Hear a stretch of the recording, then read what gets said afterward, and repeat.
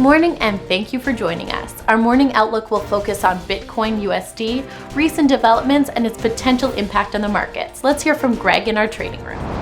Bitcoin has added 0.9% in the last 3 sessions. The stochastic RSI has lost steam and is currently positive.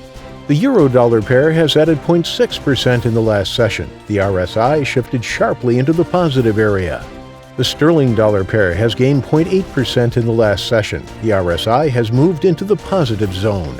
The Aussie-dollar pair has gained 1.6% in the last 2 sessions. The ultimate oscillator has slightly receded into the neutral area. Thank you for your insightful trading ideas. Moving on to world headlines.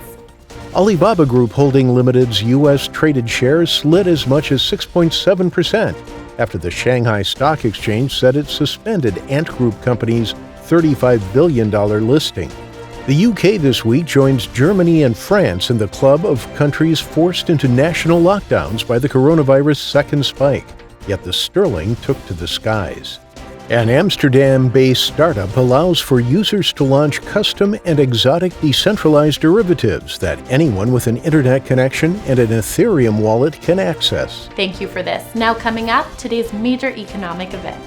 The German factory orders will be released at 500 GMT, the German services PMI at 555 GMT, the Eurozone's retail sales at 800 GMT, the UK BOE interest rate decision at 1000 GMT, the US Fed interest rate decision at 1700 GMT, and the Australian trade balance at 2230 GMT. We hope that you've enjoyed today's market outlook. On behalf of all of us here, we wish you a productive trading day. Be sure to join our next review for the latest news and events from the financial markets.